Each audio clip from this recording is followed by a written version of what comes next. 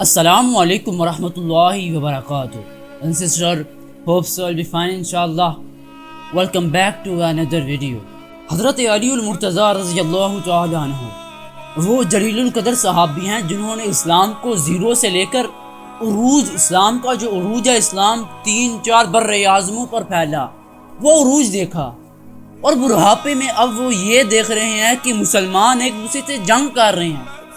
کئی صحابہ کرام ایک جنگ میں شہید ہو رہے ہیں، اور کافروں سے جنگ نہیں کر رہے بلکہ اپنوں سے جنگ کر رہے ہیں. وہ جو ایک دوسرے کے لیے جان دے دیتے تھے، آج وہ ایک دوسرے کی جان کے دشمن بن چکی ہیں. تمام مسلمانوں میں پھوٹ پڑ چکی ہے. وہ دیکھ رہے ہیں کہ اسلام کا تو شیرازہ بکھر رہا ہے، اسی لیے وہ اپنے مخالف آنے والوں کی لاشوں پر بیٹھ کر رویا کرتے تھے. حضرت علی کے دور خلافت میں حضرت امیر معاویہ رضی اللہ تعالیٰ عنہ نے 5 سال تک علی المرتضیٰ رضی اللہ تعالیٰ عنہ سے جنگ کی. پھر 40 ہجری میں رمضان المبارک میں انہی باغیوں کے ہاتھوں سے حضرت علی المرتضیٰ شیر خدا رضی اللہ تعالیٰ عنہ کی شہادت ہو گئی. پھر حضرت علی المرتضیٰ کے بیٹے حضرت حسن، آپ کے جو بڑے بیٹے تھے رضی اللہ تعالیٰ عنہ کو، ان کو خلیفہ نامزد کیا گیا. لیکن تب بھی مسلمان 2 گروہوں میں بٹے ہوئے تھے. جب ان کو یہ نہ دیکھا گیا کہ مسلمان تو 2 حصوں میں بٹ چکے ہیں، تو انہوں نے شام پر حملہ کرنے کے لیے ایک فوج تیار کی. جب حضرت امیر معاویہ رضی اللہ تعالیٰ عنہ نے یہ دیکھا کہ فوج تیار ہو رہی ہے، تو انہوں نے عمر بن عاص سے کہا کہ مجھے مشورہ دو کہ کیا کریں. تو حضرت عمر بن عاص نے مشورہ دیا کہ آپ صلح کا پیغام جلدی سے بھیجیں، لیکن اگر آپ نے صلح کا پیغام نہ بھیجا تو یہ فوج سر پر کفن باندھے آئی ہوئی ہے، یہ ہمیں کچل دے گی. لہٰذا حضرت حسن کو صلح کا پیغام بھیجا گیا، اور ساتھ یہ شرط رکھی گئی کہ ہم صلح کرنے کے لیے تیار ہیں، لیکن ایک شرط پر کہ آپ خلافت کا دعویٰ چھوڑ دیں، ہمیں خلیفہ بنے رہنے دیں، تاکہ حضرت عثمان غنی رضی اللہ عنہ کی شہادت کا بدلہ دیں تاکہ ہمارے دل کی آگ ٹھنڈی ہو. اس کے بعد آپ جیسا کہیں گے ویسا کر لیا جائے گا. حضرت حسن رضی اللہ عنہ نے مسلمانوں کا اس میں وفات دیکھا.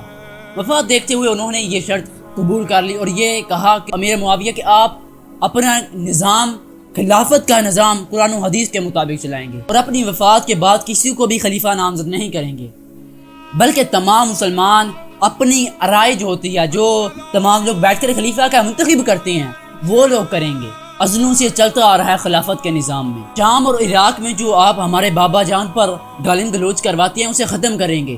اور یوں اس طرح حضرت امیر معاویہ کے پاس تمام خلافت کا نظام آ گیا. انہوں نے 20 سال تک یہ خلافت کا نظام چلایا، لیکن پھر بھی انہوں نے معاہدہ توڑ دیا. اس طرح توڑا کہ انہوں نے یزید کو اپنا جو خلیفہ نامزد کر دیا، اور اس پر باقاعدہ تلوار کے زور پر بیعت لینا بھی شروع کر دی. باپ کے بعد بیٹا، اور پھر اس کے بیٹا، پھر اس کا بیٹا. یہ نظام جو چلتا ہے وہ چلتا ہے بادشاہت کے نظام میں. لیکن خلافت کے نظام میں ایسا بالکل نہیں ہے، بلکہ خلافت میں کیا ہوتا ہے کہ تمام بڑے لوگ، جو قبائلی لوگ ہوتے ہیں یا جو بھی لوگ ہوتے ہیں، بڑے لوگ بیٹھ کر یہ فیصلہ کرتے ہیں کہ اگلا خلیفہ کسے نامزد کیا جائے. لیکن بنو امیہ نے صرف 6 مہینوں کے اندر ہی حضرت حسن کو شہید کر دیا زہر دے کر، اور پھر بھی حضرت معاویہ نے کوئی شرط قبول نہ کی. اسی دوران بنو امیہ حضرت علی پر ان کو باغی کہہ کر ان کو گالیاں دیتے، سب و شتم کرواتے. بہت سے خطبات جو اپنے سے بنے تھے اس میں بھی وہ شامل کرتے. جمعہ کے خطبات میں تو عمر بن عبدالعزیز نے جو وہ آ کر ختم کروائے. بہت ہی عجیب لوگ تھے.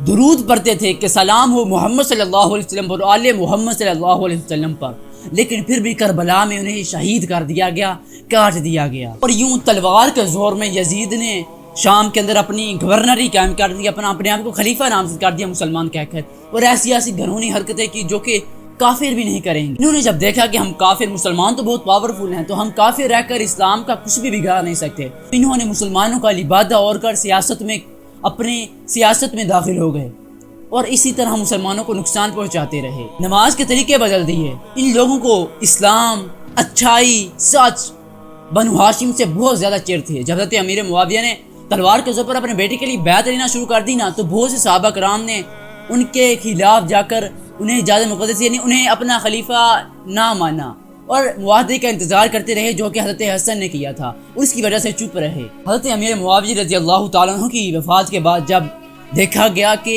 یزید تو خلیفہ بن چکا ہے، بہت مسلمانوں نے کہا کہ بس اب نہیں. حتیٰ کہ شام اور عراق کے مسلمان بھی اس سے چھٹکارا چاہتے تھے، تو انہوں نے تمام لوگوں نے مل کر حضرت حسین کو خلیفہ منتخب کر لیا. پھر کوفہ والوں نے کئی ہزار خطوط لکھ کر حضرت حسین کو بھیجے کہ آپ کوفہ آ جائیں، ہم آپ کی بیعت کریں گے اور یزید کے خلاف قتال کریں گے، یزید کے خلاف چلیں گے۔ حضرت حسین نے رضی اللہ تعالیٰ عنہ نے حضرت مسلم بن عقیل رضی اللہ تعالیٰ عنہ جو آپ کے کزن تھے ان کو بھیجا کہ جا کر معاملات کا جائزہ لیں کہ وہاں کیا چل رہا ہے اور بتائیں کہ آخر کیا صورتحال ہے۔ حضرت مسلم بن عقیل نے جب دیکھا کہ تمام لوگ تو بیعت کرنے کے لیے تیار ہیں تو انہوں نے حضرت حسین کو خط لکھا کہ آپ کوفہ آ جائیں، تمام لوگ آپ کی بیعت کرنے کے لیے تیار ہیں۔ حضرت حسین اپنے خاندان والوں کے ساتھ اور کچھ جنگجو تھے، کچھ اپنے لشکر کے لوگ تھے، انہیں لے کر وہاں چلے گئے۔ یزید کو جب پتہ چلا کہ حضرت حسین کوفہ آ رہے ہیں تو اس نے عبید اللہ بن زیاد کو کوفہ کا گورنر بنا کر بھیج دیا اور کہا کہ انہیں وہاں روکے رکھے اور عبرتناک سزا دے۔ ظاہر سی بات ہے اسے ڈر لگ چکا تھا کہ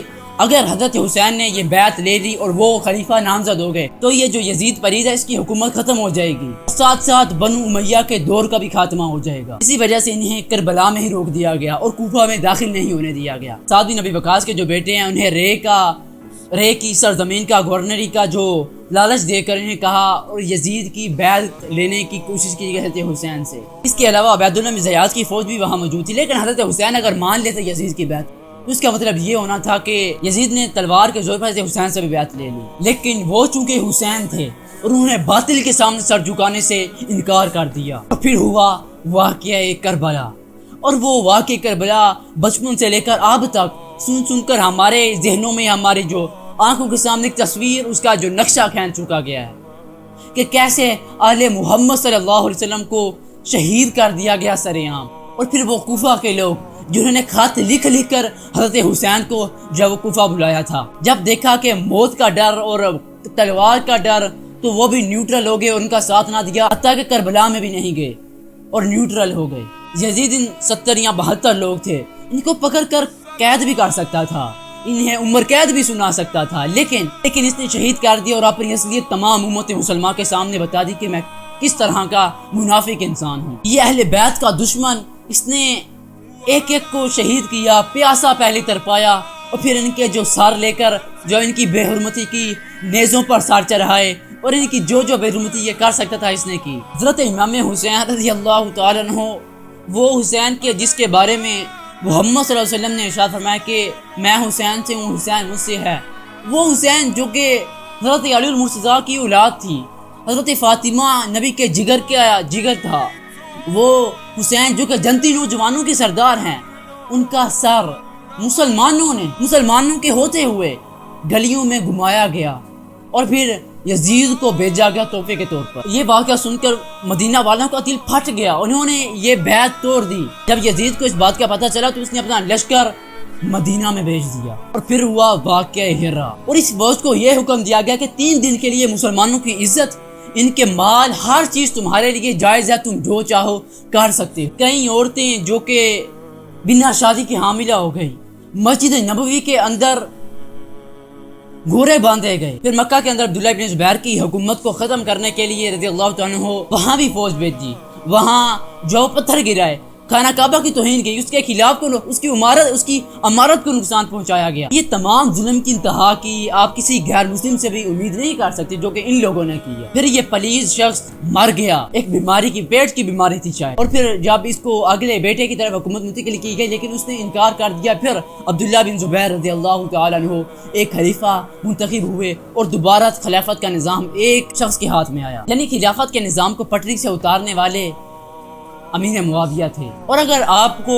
یہ بات سن کر جلن ہو رہی ہے تو آپ اس حدیث کا انکار کر رہے ہیں جو کہ مشکوٰۃ المصابیح میں ہے، 5378 نمبر حدیث، کہ نبی کریم صلی اللہ علیہ وسلم نے ارشاد فرمایا کہ میری خلافت کا نظام 30 سال باقی رہے گی، میری خلافت 30 سال باقی رہے گی، پھر اس کے بعد کاٹ کھانے والی ملوکیت کا دور شروع ہو جائے گا، یعنی بادشاہت کا۔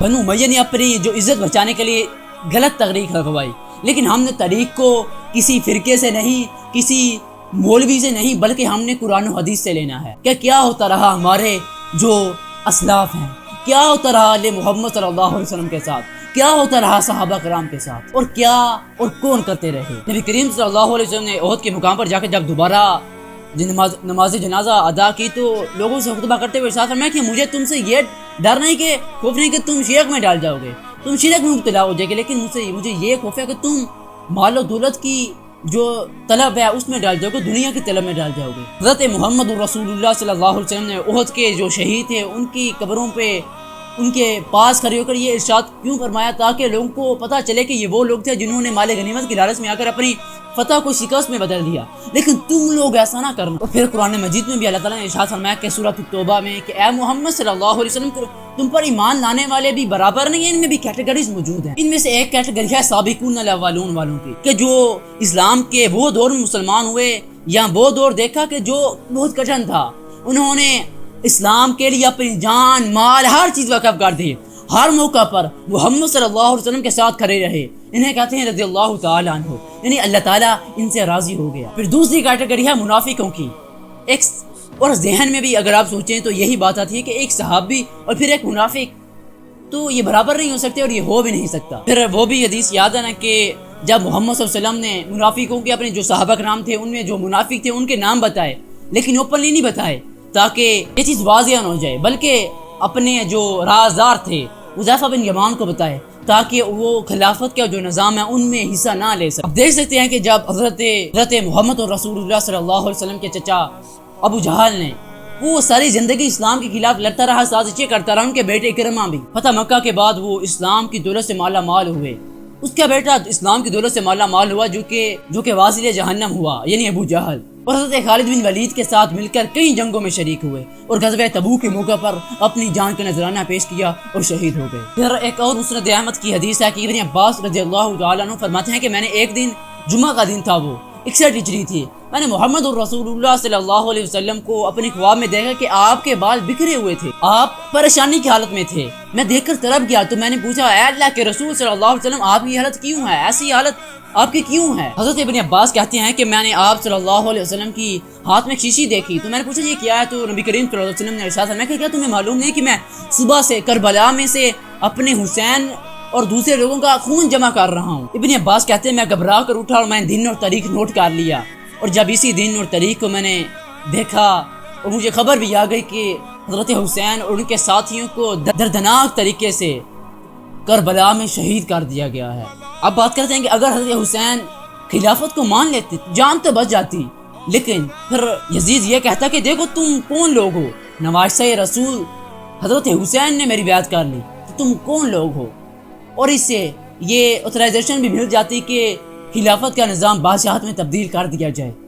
لیکن حضرت حسین نے ایسا نہیں کیا اور یہ کہا کہ گردن تو کاٹ سکتی ہے لیکن حسین باطل کے سامنے نہیں جھک سکتا، اور رہتی دنیا تک مثال قائم کر دی۔ اصل تاریخ وہی ہے جو حدیث محمد رسول اللہ صلی اللہ علیہ وسلم میں بیان ہے، جو کہ ہماری ہدایت کے لیے چھوڑ گئے تھے۔ اگر کسی کی یہ حدیثیں سن کر بھی ان کو ہدایت نہ ملے اور وہ پھر بھی یزید کی چمچا گیری کرتا رہے تو پھر اگر اوپر سے آسمان سے اگر فرشتے بھی نازل ہو جائیں تو اس کو ہدایت نہیں مل سکتی، بیکاز اللہ تعالیٰ نے اس کے دلوں اور آنکھوں پر پردہ ڈال رکھا ہے۔ ہم کسی کے جنت اور جہنم کا فیصلہ نہیں سنا سکتے، لیکن صحیح احادیث بیان کر کے اپنی جو جہنم سے جو آزادی ہے اس کو ممکن ضرور بنا سکتے ہیں، اور حدیث کو نہ بیان کر کے خیانت نہیں کر سکتے۔ اور سچ یہی ہے جو آپ نے اب تک سنا۔ یہ تھی وہ بات جو کہ کوئی بھی فرقہ باز مولوی آپ کو نہیں بتائے گا، آدھا سچ گھما پھرا کر بات آپ کو بتائے گا۔ اللہ کے رسول صلی اللہ علیہ وسلم یہ نصیحت کر کے گئے تھے کہ میری اہل بیت سے بغض نہ کرنا، اہل بیت کے معاملے میں اللہ تعالیٰ سے ڈرنا، فرقوں میں تقسیم نہ ہونا، قرآن و حدیث کو پکڑ کر رکھنا، لیکن اس امت نے ہر چیز الٹ فرقے بنا لیے، سنی شیعہ کے نام پر کنفلکٹیں کرنا شروع کر دی، صحابہ کرام سے بغض کرنا شروع کر دیا، اہل بیت کا جو درد ہے وہ ان کے دل سے کم ہو گیا۔ شیعہ نے اہل بیت کی جو محبت کو آگے کر کے اس میں غلو کرتے ہوئے قرآن و حدیث کو پس پش ڈال دیا۔ آپ خود سوچیں، ماتم کرنے والے، اپنے بابوں کو قصے سنانے والے، اگر ہم کسی غیر مسلم کو یہ قصہ، یہ اپنی جو امیج ہے وہ دکھائیں غیر مسلم کو، تو کیا وہ اسلام کی دولت سے مالا مال ہوگا؟ کیا اسلام کی جو روشنی ہے اس کے دل میں دمک اٹھے گی؟ کیا آپ کو ایسا لگتا ہے کہ آج کا مسلمان کسی بھی غیر مسلم کو اپنی طرف دکھوا کر اٹریکٹ کر سکتا ہے؟ یہ جو آج کے دور میں اپنے آپ کو شیعہ کہتے ہیں، اگر آپ کو میں بتاؤں یہ شیعانی علی نہیں ہے، بلکہ یہ بنو امیہ کا وہ طریقہ بتا رہے ہیں، وہ طریقوں پر چل رہے ہیں، صحابہ کرام کو گالیاں دے کر، جو کہ بنو امیہ کے دور میں ہوتا رہا، اور آپ خود سوچیں کہ وہ کون کرتا اور کرواتا رہا۔ یہ شیعانی علی کا طریقہ نہیں تھا، بلکہ یزیدیوں کا طریقہ تھا کہ دین میں یہ بدعات کا اندراج کرنا اور صحابہ کرام کو گالم گلوچ اور برا بلا کہنا۔ امام زین العابدین حضرت امام حسین کی شہادت کے بعد 20 سال تک زندہ رہے، یعنی ان کی جو زندگی ہے اس میں 20 مرتبہ محرم الحرام آیا۔ کیا ثابت ہے کہیں کہ انہوں نے کورے مارے ہوں، اپنے آپ کو ماتم کیا ہو؟ کیا آپ کو ان سے زیادہ درد ہے حضرت حسین کی شہادت کا؟ پھر آپ خود بتائیں کہ یہ کس کا طریقہ ہے۔ اللہ تعالیٰ سے دعا ہے کہ اللہ تعالیٰ ہمیں حضرت حسین کے نقش قدم پر چلنے کی توفیق عطا فرمائے، ہمیں قیامت والے دن حضرت حسین کے ساتھ زندہ اٹھائے، اور ہمیں انہی کی طرح حق بیان کرنے کی اور باطل کے خلاف کھڑا ہونے کی توفیق عطا فرمائے، پھر چاہے وہ کتنی ہی تعداد میں کیوں نہ ہو۔ ویڈیو دیکھنے کا شکریہ، جزاک اللہ خیرہ۔ السلام علیکم ورحمۃ اللہ وبرکاتہ۔